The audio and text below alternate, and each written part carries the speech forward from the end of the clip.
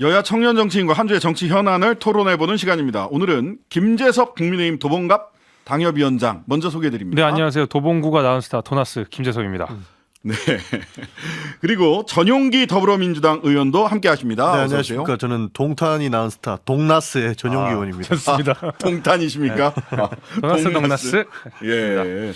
이응이 하나 더 있네요. 네. 더 동그란 느낌이긴 합니다. 워낙 인기가 많으니까 동났다는 소리죠. 도나스가 핫하니까 제가 동나스로 좀 따라가야 되겠네요. 동나스. 알겠습니다. 자, 분위기가 좋게 시작을 했는데, 자, 토론을 하면서도 이 좋은 분위기가 유지가 될지 보겠습니다.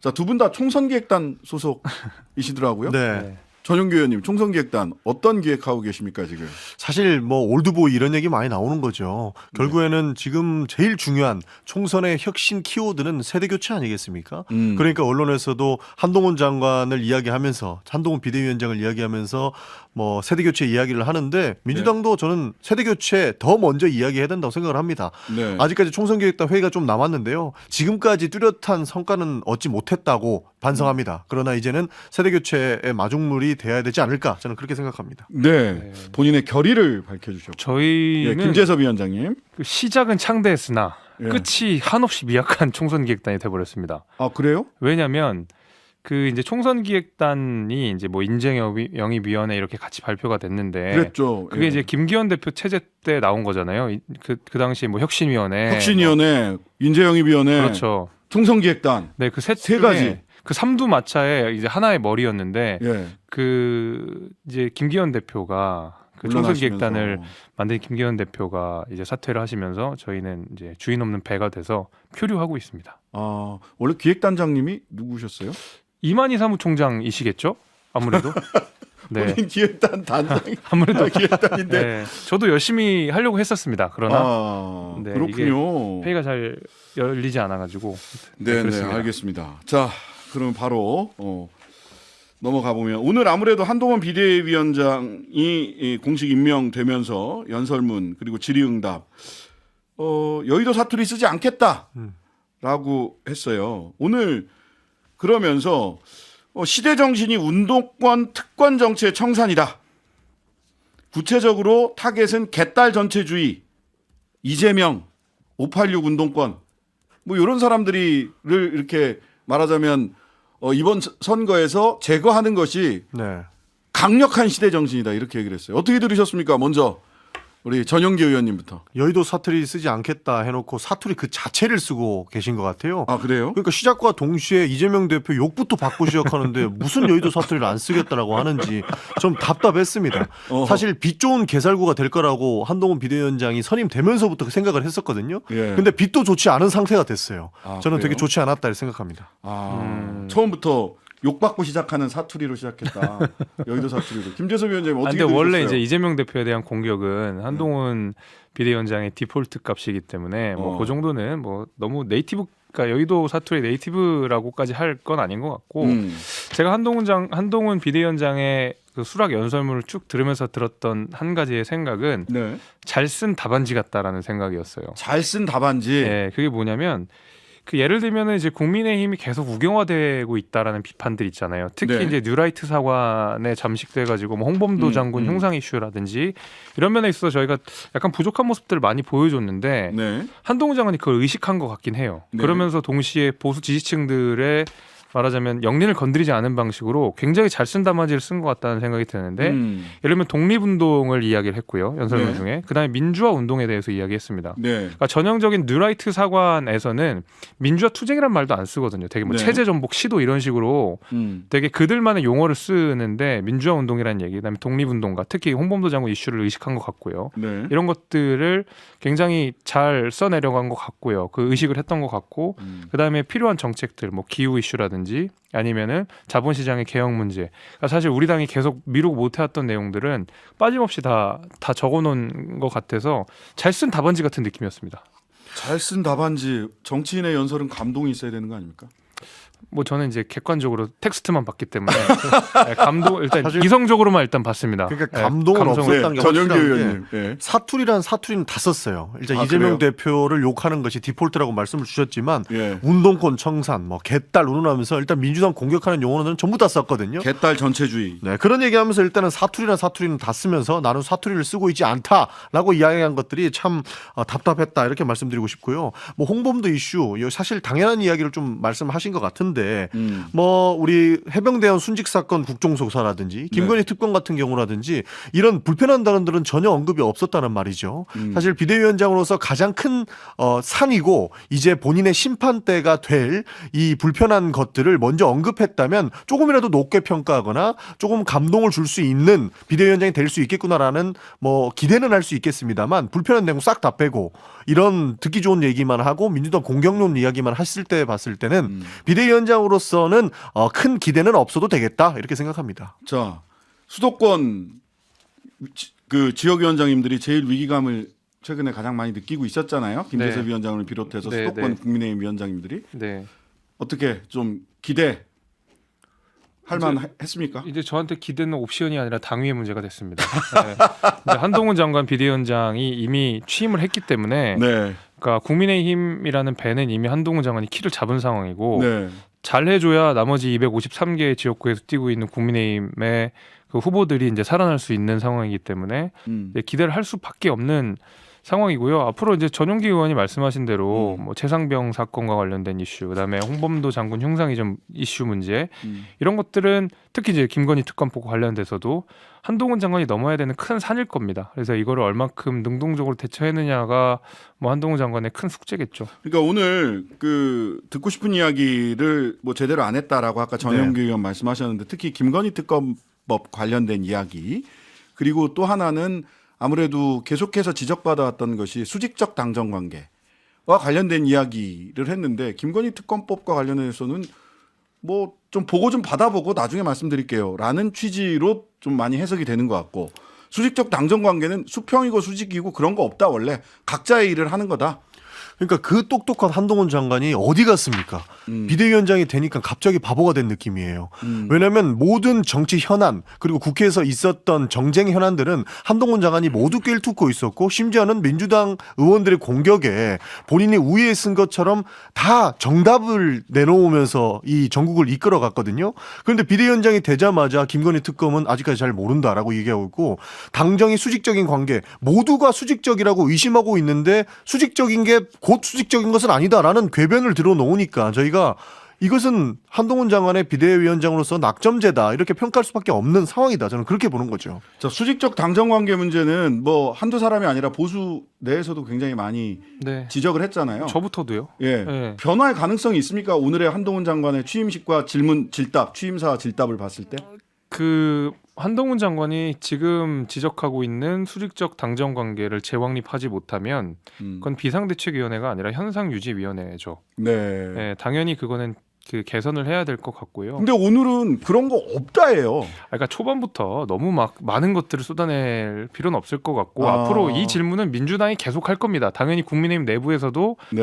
예를 들면 대통령실의 기류와 다른 내용들을 이야기해달라는 요청들이 굉장히 많을 거거든요. 그래서 네네. 앞으로 한동훈 장관이 계속 이 문제를 풀어나가야 되는 것이지 하루 만에 이 문제를 다 풀 수는 없어요. 그래서 계속 대답을 강요받게 될 거고 당장 28일에 김건희 특검법과 관련해서도 한동훈 장관이 분명한 입장을 내놔야 될 거거든요. 네네. 이거는 통과시키던가 말던가 둘 중에 하나로 갈 수밖에 없어요. 그렇죠. 아니 뭐 중간 타협책이 있을 수 있겠지만 민주당이 안 받을 것 같고 그럼 여기서 어쨌든 대통령도 안 받을 것 같은데 타협책. 어쨌든간 한동훈 장관 여기서 대답을 강요받을 수밖에 없는 상황이기 예. 때문에 뭐 하루 이틀 정도 더 지켜보고 나서 한동훈 장관이 어떻게 나갈지를 저는 그래도 조금 그림이 그려질 것 같아요. 그러니까 진짜 큰 산인 거죠. 네, 전용기 의원님. 사실 한동훈 장관이 어디까지 대통령실의 입장을 대변만 할 것인가 이게 저는 관전 포인트일 것 같습니다. 왜냐하면 한동훈 장관이 뚜렷한 입장을 내고 법 앞에 평등이라고 했던 본인의 사실 인생의 사활을 건 목표가 결국에는 법 앞에 평등 아니었겠습니까? 네. 그런데 김건희 여사의 특검법에 본인이 뭐 총선용 악법이다라는 이야기를 한 것부터가 이미 사실 지금까지 살아온 삶 자체를 부정하는 듯한 이야기를 한 것이라고 느끼거든요. 네. 그래서 해당 부분들을 넘어서지 못하면 한동훈 장관은 정치인으로서는 바로 버림받을 수 있는 그런 상황까지 초래할 것이다. 저는 그렇게 근데 보고 이제 있습니다. 저는 김대섭 위원장이 논의에 나갈 것이라는 말로 말하자면 일부 후퇴한 거거든요. 저번에 김건희 특검법 관련된 기자들 질문에서는 악법이다 하고 거기서 딱 마침표가 끊어졌어요. 네. 그러나 오늘은 논의를 해보겠다. 보고받고 논의해 나갈 것 그렇게 얘기했어요. 이야기를 했거든요. 그러면 적어도 이 이슈에 대해서 전향적으로 검토하겠다라는 뉘앙스가 안에는 있어서 언론에서는 보통 기존의 입장을 고수했다라고 얘기를 하는데 그렇게 볼 수 없다. 저는 그렇게 볼 수 없다고 보고 왜냐하면 지금 여지를 열어둔 거다. 당정대가 완강하게 반대하고 있는 상황에서 저는 이 정도의 메시지를 낸 거면 그래도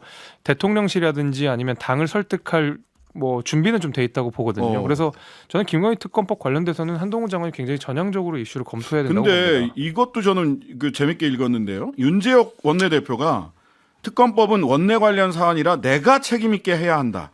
결과에 대한 책임은 원내대표 개인이 지겠다. 이렇게 윤재옥 원내대표가 얘기를 했고 한동훈 비대위원장도 원내에서 잘 상의해서 어떻게 대응할지 보고받고 논의해 나갈 것이라고 해서 이게 형식상 법이죠. 법과 관련된 내용이니까 원내로 공을 이렇게 넘긴 것처럼 해석이 될 여지도 있지 않나 싶은데요. 그러니까 한동훈 장관에게 부담을 조금이라도 덜어주고자 윤재욱 원내대표가 이야기를 했는데 내가 책임지겠다 이러신단 말이에요. 그러니까 원내대표가 이 얘기하고 나서 사람들이 와 그래도 윤재욱 원내대표가 노력은 하는구나 이렇게 생각하는 게 아니고 예. 저거 너무 뜬금없이 본인이 치고 나가는 거 아니야라고 의심하는 순간까지 갔잖아요. 아, 사실 그래요? 실패한 워딩이다 이렇게 볼 수밖에 없는 것이죠. 오. 그리고 김건희 특검법은 더 부담을 느낄 수밖에 없는 게 저는 한동훈 장관이 비대위원장이 되고 나면 중도층의 확장을 이끌어 올 거라는 평가들이 있지 않았습니까? 네네. 그런데 김건희 특검법에 뭐 총선용 악법이다라고 하고 그 전에는 살짝 받을 것처럼 뉘앙스는 풍겼는데 한 언론 보도에 의하면은 대통령께서 극대노했다 이런 보도를 보고 난 이후에 한동훈 장관의 다시 답변을 보니까 아 이거는 절대 받을 수 없겠구나라는 것이 보여서 참 실망스러운 예, 부분이라고 대통령 기사는 경로에서 불편한 심정. 그렇죠. 그다음에 대통령실에서는 그런 적 없다라고 부인을 했다라는 점도 덧붙여 드립니다. 이 김건희 여사 이 특검법 얘기가 나오고 또 소위 명품백 수수 동영상 사건이 벌어지고 해서 그랬는지 갑자기 공개 행보가 없어지셨어요? 그러니까요. 근데 좀 뭐 만시지탄이라고 생각합니다. 이미 특검법은 28일에 통과될 예정인 것 같고요. 네. 김건희 그 여사에 대한 국민적인 비판 여론들이 높은 상황이기 때문에 뭐 만시지탄이긴 하지만 그래도 뭐 이렇게 뭐라고 해야 될까요? 뭐 잠적 행보? 근데 자체는 그래도 우리가 뭐 나쁘게 평가할 필요는 없다라고 생각이 되는데 네. 이게 이제 아까 뭐 윤재욱 의원의 말씀이 사실은 그렇게 크게 호소력은 없는 게 네. 뭐 원내에서 책임을 진다는 것은 오직 이제 정치적인 수사인 거지 그 책임은 사실은 국민의힘 후보들이 다 벗는 거죠. 네, 그렇죠. 책임은 오히려 일선에 있는 야전 사령관들이 다 받게 되는 상황이. 김재섭 위원장에게 직격탄이 뭐 그렇겠죠. 그래서 저는 그 말도 좀 그렇고 왜냐하면 우리가 원내에서 이 김건희 특검법에 능동적으로 대처할 수 있는 시간이 벌써 4개월이나 있었잖아요. 4개월 전에 그렇죠, 패스트트랙을 그렇죠. 태웠으니까 이게 정말로 저도 김건희 특검법은 악법이라고 생각합니다. 여러 가지 나쁜 의도가 있다고 생각하고 사인이던 시절에 있었던 일을 가지고 권력혼 범죄로 재단을 해서 특검을 띄우는 건 저는 나쁜 선례라고 생각은 하지만은 네. 이런 생각을 갖고 있었다 그러면 4개월 전부터 싸웠어야 된다고 봅니다. 뭐 싸우거나 아니면 무슨 뭐 출구 전략을 마련하거나. 그럼요. 아니면 협상을 해서 예. 이거는 좀 총선용인 것 같으니까 총선 끝나고 하자라고 4개월 전에 얘기했으면 이렇게 마음이 급하지 않았고 한동훈 장관의 어떤 짐도 이렇게 무겁진 않았을 것 같아요. 근데 이제 와서 책임을 진다라는 말은 아무래도 조금 호소력이 떨어지죠. 근데 반대로 사실 저희는 네, 전영규 김건희 의원님. 특검 관련해서는 취임하고 즉시 수사해야 된다고 주장을 했었습니다. 안 되면 특검이라도 했어야 된다라고 했는데 지금까지 뭉갠 겁니다. 그러다 보니 이제 패스트트랙을 들어 태워서라도 김건희 여사 특검을 하려고 했던 것이고요. 조금만 돌아가 보면 김건희 여사가 공개 행보가 사라진 것 사실 저희는 예상을 했습니다. 네. 결국에는 김건희 여사가 지금은 사라질 것이고 그리고 한 2달 2월 중순 정도 되면 대통령까지 사라질 것이라고 봤거든요. 그러면서 한동훈 장관이 뛰어들기 시작해서 이 총선은 한동훈 장관 역할로 들어가게 될 것인데 저희는 그렇게 둘 수 없습니다. 정확하게 진실 규명할 거는 규명하고 대통령과 김건희 여사가 져야 될 책임 이런 것들은 다 하고 가시라라고 지속적으로 주장할 거기 때문에 한동훈 장관이 피한다고 해서 될 문제는 아니다. 그리고 네. 김건희 여사나 대통령께서도 피한다고 해서 될 문제는 아니다. 저희는 그렇게 보는 거죠. 자, 김재섭 위원장님, 이수정 교수 네. 인재영입 1호 오늘 인터뷰에서 수원 지역구 다녀보면 수원정이죠. 그 지역구 다녀보면 유권자들이 특검법에 대해서 무관심하다. 각자 사는 문제만 관심 있다. 이렇게 얘기하셨는데 김 위원장님은 현장에서 어떻게 뭐 일견 맞는 말이긴 하죠. 뭐 당연히 먹고 사는 문제가 제일 중요하죠. 가장 중요한 문제일 근데 테니까. 지금 우리 국민들이 먹고 사는데 꽤 어려움을 겪고 계시기 때문에 네. 김건희 특검과 관련해서도 잘해야죠. 그러면 왜냐하면 지금 경기 변동은 뭐 정부가 당장 어떻게 해결할 수 있는 문제가 아니고 안고 가야 되는 문제인데 그럼 적어도 김건희 특검이라는 악재에 대해서 잘 대처하는 인상은 남겨야 되는 거거든요. 네. 그러니까 둘 다 중요한 건데 김건희 특검하고 중요하지 않다라는 것은 뭐 조금 동의하기는 어렵습니다. 네. 네. 맞아. 말 나온 김에 하나 더. 이준석 전 대표 내일 탈당 기자회견 노원 갈비집에서 하신다는데 네. 왜 옆 하필 동네. 노원 갈비집입니까? 그건 모르겠습니다. 참 저도 뭐, 그걸 보고 예. 뭐 추정되는 바가 없어요? 왜 갈비집일까라는 생각도 뭐 근데 이준석 대표가 원래 보게 되면 항상 뭐 본인 선거 공약을 할 때나 아니면 네. 뭐 중요한 이벤트 있을 때 꼭 상계동에서 뭔가를 하긴 하더라고요. 네. 이제 그런 의미라고 보긴 하는데 갈비집인 건 조금 의아하긴 합니다. 그러니까 대구 출마설도 있었고 뭐 비례 출마설도 있었고 했는데 노원 지역구 출마하겠다 이런 건가요? 저는 그 이준석 대표가 사실은 뭐 당에다 쓴소리도 많이 하고 뭐 네. 상계동에서 이런 식으로 선거 어떻게 치르냐는 말을 공개적으로 해왔지만 네. 그래도 상계동을 놓지 못하는 마음이 계속 있을 겁니다. 왜냐하면 거기서 10년을 정치를 해왔고 본인 고향이기도 하고 그래서 저는 오히려 이 본인 스스로 이야기한 가장 어려운 지역에 가서 이겨오겠다라는 얘기 신당에서 네. 그러면 저는 오히려 영남이나 뭐 네. 호남이 아니라 본인이 태어나고 자신의 정치적 고향인 상계동으로 나갈 가능성이 제일 높다고 봐요. 네. 갈비집이 잘 그러면 노원은 알겠는데 갈비집은 잘 모르겠네요. 전 의원님. 네.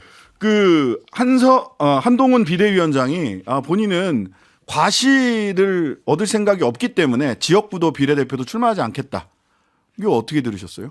비대위원장 하시고 또 한 번 이제 내각의 역할을 하시지 않을까라고 하는 것들이 정치권에 파다했었습니다. 그러니까 한동훈 장관은 이미 대선 후보 물망에 올랐기 때문에 국회의원 한석에 연연하지 않는다라는 이야기가 있었거든요. 네. 그래서 비대위원장으로 가기 이전에 예. 애초에 뭐 다른 내각으로 가시지 않을까 점쳤었는데 네. 지금 비대위원장석을 가지면서 애초에 대선 구도로 달려가겠다 이렇게도 읽을 수 있다고 저는 보고 있습니다. 네. 그렇군요.